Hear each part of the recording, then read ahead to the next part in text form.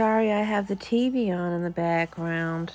I kind of like it as a filter for when I'm home.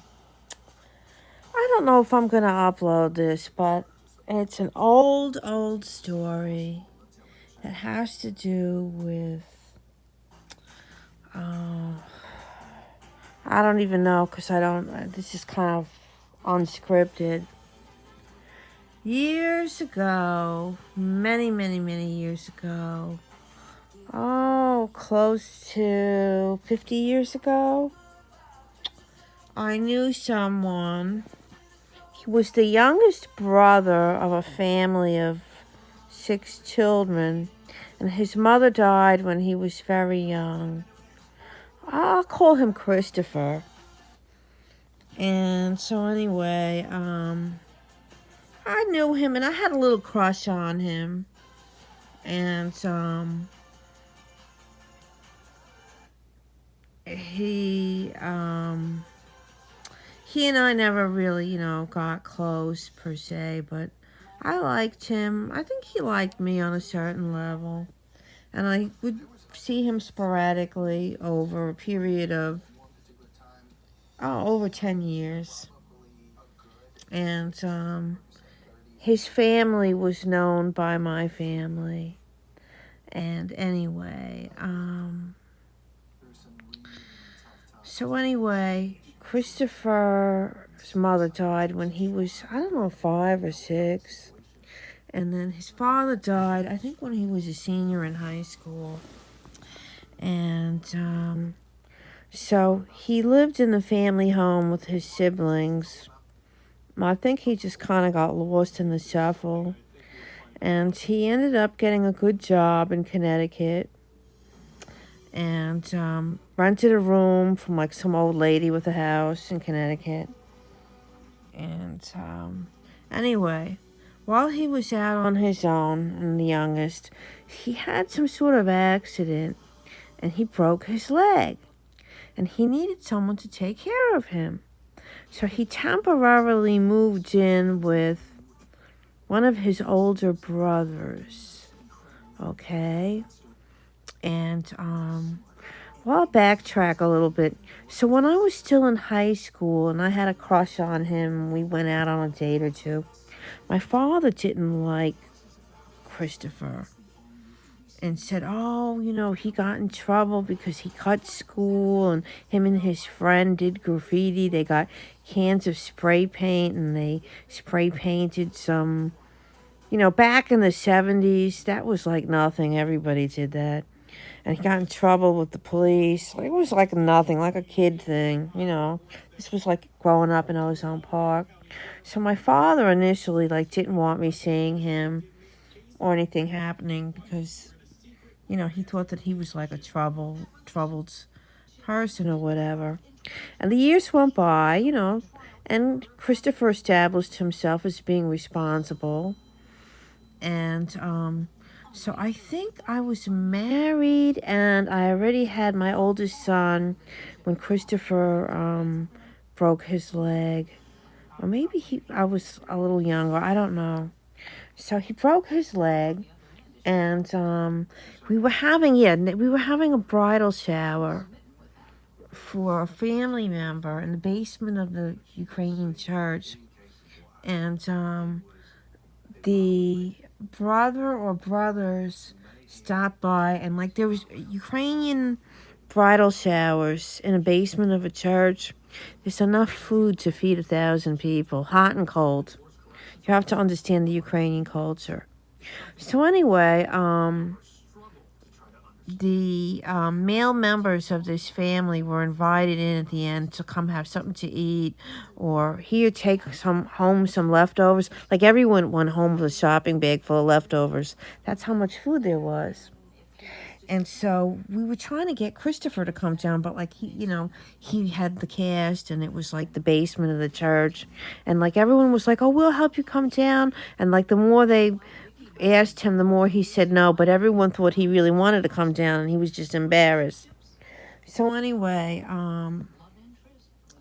one of his brothers made a comment to my father or in front of my father saying, "Oh boy, can he eat."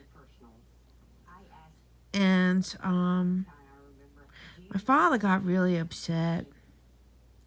And later that night, when it was just my father and myself, and I think a couple of other family members, my father said he felt really bad for Christopher and that he had misjudged him. And he said that he lost his parents at a young age, just like my father did. And that he turned out to be a responsible adult and that he needed help from his brother and brothers. And, well, they were doing it, but he didn't like that comment about man can he eat or boy can he eat. See, my father had one brother growing up, and he said, you know, he had his brother, and then his brother died first. And he was like, you know, if I would be happy to feed my brother. I would be happy to help my brother. And I wouldn't say something like that, let alone in front of other people.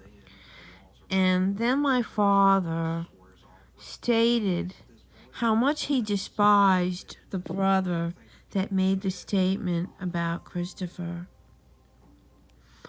And I really can't say the relationship, but after that, my father put on a facade to keep everything, you know, nice in the family, like trying to keep things smooth and not cause a fight. But he really, really was, to say disgusted with the person that made that comment. Just really, it really impacted my father very deeply.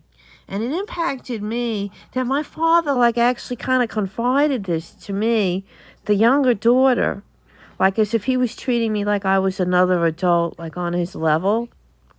And if you know the Ukrainian culture and about food is love and all of that, and what they went through, the Holodomor, I can't say Holodomor, the forced starvation by Stalin, the whole cultural thing, but about, you know, complaining about your brother can eat. What ended up happening was really tragic. Not too long after that, Christopher ended up dying. And when he died, my father once again was really upset and said how he remembered how the brother had said, "Oh boy, yeah, he can eat." Well, Christopher wasn't even fat. He was just a tall, healthy young man. And he said, now, you know, now they'll never be able to feed him ever again. And I never shared this story. I've kept it for years. Let me see. About 40 years, a little less than 40 years. I've kept it to myself. I'm not lying. I'm not making this up. But like my father, my father had some good insight. But he said that like he was wrong, that he misjudged Christopher, and that Christopher had been kind of neglected. Not like maybe physically, but like emotionally neglected growing up without the mother. And, when he saw the attitude of the older brother towards him, he really had a lot of compassion for him. And I was really proud of my father that he was flexible enough to say that he made a mistake and had misjudged him. So anyway, yeah, Christopher, we still think about you. And I'm sorry you were treated that way. You deserved better. And you were the better person. So anyway, That's my end of Thanksgiving story. Bye.